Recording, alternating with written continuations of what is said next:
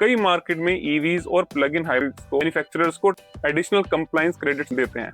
इसका मतलब चाहे उनकी एसयूवीज या परफॉर्मेंस कार्स ज्यादा फ्यूल कंजम्पशन वाली हो, ईवी सेल्स उनके ओवरऑल एवरेज नंबर्स को इंप्रूव कर देती है। इसलिए कभी कभी आपको लग सकता है कि कोई कंपनी किसी पर्टिकुलर इलेक्ट्रिक कार को एग्रेसिवली पुश नहीं कर रही, लेकिन फिर भी उसे मार्केट में लॉन्च कर दिया है उसने। इसका मतलब ये है कि कैफे नॉर्म्स को मेंटेन करना है, उसमें उसे ये नहीं करना कि उसे इलेक्ट्रिक कार को पुश करना है सेल करने के लिए, वो उसके प्रोडक्ट रेंज में है बस। तो सिंपल वर्ड्स में कहूंगे, कुछ हद तक कॉर्पोरेट CSR एक्टिविटीज भी जैसा हो गया, मतलब कंपनीज एनवायरनमेंट के लिए एफर्ट्स दिखाती हैं, रेगुलेशंस फॉलो करती हैं और पेनल्टीज से बचती हैं बस। क्योंकि अगर टारगेट्स अचीव नहीं हुए तो हर व्हीकल पर लाखों रुपए तक का फाइन लग सकता है, और जब बात लाखों कार्स की हो तो ये अमाउंट कंपनीज के लिए बहुत बड़ा बन जाता है, मतलब फाइनेंशियल बर्डन बन जाता है। इसीलिए आज लग्जरी ब्रांड सिर्फ परफॉर्मेंस और स्टाइल की रेस में नहीं है, वो एक साथ यंग बायर्स को अट्रैक्ट करने पर लगे हुए हैं, एनवायरमेंटल रेगुलेशंस को सेटिस्फाई करने पर लगे हुए हैं और फ्यूचर मोबिलिटी के लिए अपनी पोजीशनिंग बनाने के लिए कोशिश कर रहे हैं। बात करते हैं इंडिया की सबसे अंडररेटेड या अंडरवैल्यूड कार के बारे में।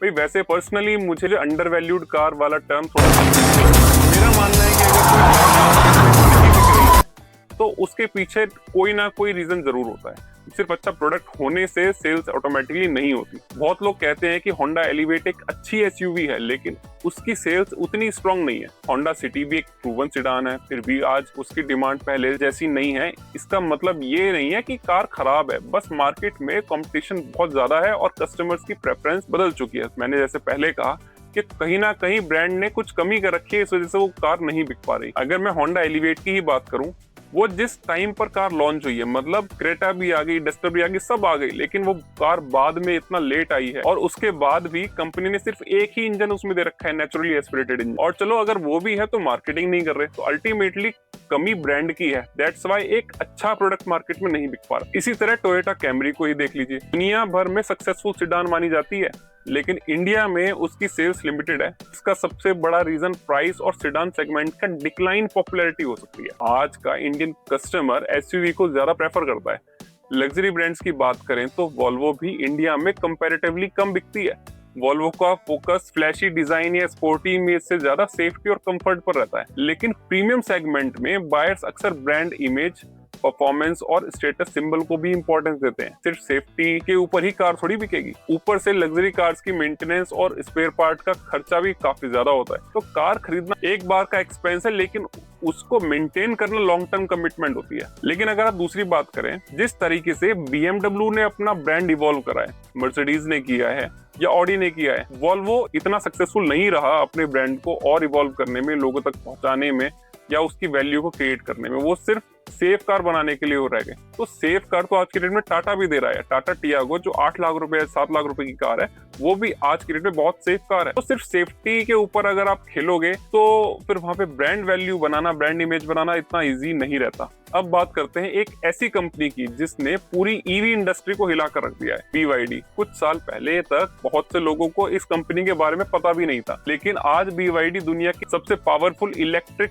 व्हीकल मैन्युफैक्चरर्स में से एक है। BYD की सबसे बड़ी स्ट्रेंथ है उसकी बैटरी टेक्नोलॉजी। इलेक्ट्रिक व्हीकल्स की टोटल कॉस्ट का लगभग 50 to 60% हिस्सा केवल बैटरी का ही होता है। इसलिए जो कंपनी बैटरी टेक्नोलॉजी में स्ट्रांग होती है, उसके पास बहुत बड़ा एज रहता है और बहुत बड़ा कंपेटिटिव एडवांटेज रहता है। भाई BYD सिर्फ बैटरी असेंबल नहीं करती, कंपनी लिथियम माइनिंग से लेकर बैटरी सेल्स मैन्युफैक्चरिंग और फाइनल बैटरी पैक असेंबली तक पूरी वैल्यू चेन को कंट्रोल करती है। इसको वर्टिकल इंटीग्रेशन कहा जा सकता है। इसी वजह से BYD cost control, quality control और इनोवेशन में कॉम्पिटिटर से बहुत आगे है। कंपनी की ब्लेड बैटरी टेक्नोलॉजी दुनिया भर में काफी फेमस है। ये बैटरी सेफ्टी, ड्यूरेबिलिटी और एफिशिएंसी के लिए जानी जाती है।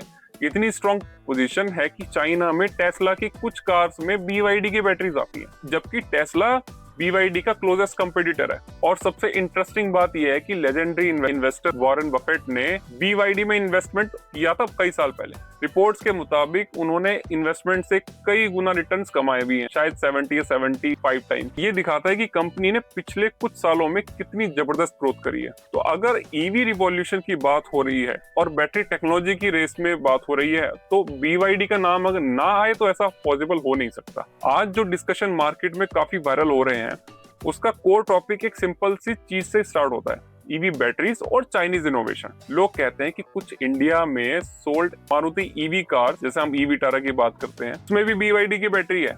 अब एग्जैक्ट कॉन्फ़िगरेशन क्या है वो तो डिबेट का डिफरेंट टॉपिक हो जाएगा, लेकिन डिस्कशन यही स्टार्ट होता है कि भाई एक बैटरी का कॉस्ट कितना होता है। मैं वही कहूंगा भाई 60 से 70% of the total value of the car. अब इंटरेस्टिंग बात यह है कि जब आप पूरे सिस्टम को देखते हो तो एक 50 लाख की ईवी कार ऐसी परफॉर्मेंस डिलीवर करती है जो ट्रेडिशनल पेट्रोल इंजन वाली 1.5 करोड़ की कार से कंपेयर की जाती है। मतलब कॉस्ट टू परफॉर्मेंस रेशो की तो BYD की कार ज्यादा एफिशिएंट है एज कम्पेयर टू आपके आइस इंजन वाले कोई भी लग्जरी ब्रांड या एक हाई परफॉर्मेंस कार की गाड़ी। और यहाँ मैं बात कर रहा हूँ BYD की Celeon 7 कार की। और यहीं पे एक और क्वेश्चन उठता है, अगर इतनी एडवांस टेक्नोलॉजी है, इतना लो कॉस्ट में परफॉर्मेंस मिल रहा है, तो क्या ये कंपनीज प्रॉफिट कमा रही हैं? आंसर है हाँ, बिल्कुल। चाइना और इंडिया जैसे मार्केट में ईवी मैन्युफैक्चरर्स का मॉडल काफी एग्रेसिव है। भाई चाइना का डोमेस्टिक मार्केट भी बहुत बड़ा है और एक्सपोर्ट मार्केट भी है, इसलिए स्केल इतना बड़ा है कि प्रॉफिटेबिलिटी मेंटेन आराम से हो जाती है। अब एक और एंगल आता है, एंटी डंपिंग एलिगेशन। कई लोग ये कहते हैं कि चाइनीज ईवी इकोसिस्टम को अनफेयर एडवांटेज मिलता है, मतलब स्टेट बैक्ड फाइनेंसिंग या CCB टाइप इंस्टीट्यूशंस मैन्युफैक्चरर्स को सपोर्ट करते हैं। मतलब कहीं ना कहीं आप कह लीजिए कि बहुत सारे डिफरेंट इंस्टीट्यूशंस हैं और गवर्नमेंट है, दोनों सपोर्ट कर रहे हैं। चाहे कुछ भी हो, अल्टीमेटली ये कंपनीज ऐसे प्रोडक्ट बना रही हैं, ऐसी टेक्नोलॉजी मार्केट में लेके आ रही है जो अभी तक अनबीटन है। और इसी वजह से जर्मन और जापानीज ऑटोमेकर्स के लिए प्राइस मैच करना बहुत मुश्किल हो जाता है। इसी वजह से यूरोप में भी चाइनीज ईवीज का पेनिट्रेशन काफी बढ़ चुका है। लोग कहते हैं कि इतनी सस्ती और फीचर लोडेड कार्स का कंपटीशन कौन करेगा और कैसे करेगा। और जब हम इनोवेशन की बात करते हैं तो एक और एग्जांपल सामने आता है, चाइनीज ईवी टेक्नोलॉजी का एक्सट्रीम लेवल बन चुका है। भाई कुछ वीडियोस में एक ऐसी कार दिखाई जाती है जिसमें अगर टायर पंचर हो जाता है तो कार रुकती नहीं है, इंस्टेड सस्पेंशन सिस्टम एक्टिवेट हो जाता है और व्हील टेम्परेरीली एडजस्ट करके कार को चलाने लगता है। मतलब कार लिटरली 3 टायरों पर चलती है 4 की जगह। भाई इस सिस्टम में क्या होता है, हर व्हील के साथ एक्चुएटर लगा होता है, हाइड्रोलिक एक्चुएटर, जो अप्रोक्सीमेटली 9 टन का फोर्स जनरेट करता है। बाकी 3 सस्पेंशन लोड्स को बैलेंस कर देते हैं और चेसिस स्टेबल रहती है। हाँ, लिमिटेशन भी है, ये सिस्टम लॉन्ग डिस्टेंस ट्रेवल करने के लिए नहीं है। अराउंड 3 मिनट तक आप इसको चला सकते हो, रफली 10 से 15 किलोमीटर पर आवर की स्पीड पर, मतलब इमरजेंसी मोड में। बट कंसेप्चुअली ये दिखाता है कि इंजीनियरिंग किस लेवल तक हो चुकी है। और सोचने वाले ने ये सोचा है कि सब टच स्क्रीन दे रहे हैं, सब अलग अलग फीचर्स दे रहे हैं, मैं और एडिशनल क्या करूं, ये फीचर अभी तक किसी में भी नहीं था। तो this is the practical move they have made. और जब हम सोचते हैं कि ये सब सिर्फ परफॉर्मेंस तक लिमिटेड है, तो फिर नेक्स्ट लेयर आती है फीचर्स और फिर ओवरलोडेड। आज की ईवीज में 15-20 इंच की मैसिव स्क्रीन तो आपको मिल जाएगी, फ्यूचरिस्टिक इंटीरियर्स भी मिल जाएंगे, पैनोरामिक सनरूफ्स भी मिल जाएगी और सॉफ्टवेयर ड्रिवन ड्राइविंग एक्सपीरियंस भी मिल जाएगा। मतलब कार सिर्फ व्हीकल नहीं रह गई है, ये गैजेट बन चुकी है। तो ओवरऑल पिक्चर ये बनती है कि अब ऑटोमोबाइल इंडस्ट्री में सिर्फ इंजन वर्सेस इंजन का कंपटीशन तो खत्म ही हो चुका है, बल्कि इकोसिस्टम वर्सेस इकोसिस्टम का कंपटीशन आ गया है। मतलब एक बैटल चल रही है कि कॉस्ट, स्केल, इनोवेशन और एग्रेसिव मैन्युफैक्चरिंग सबके साथ रेस हो रही है।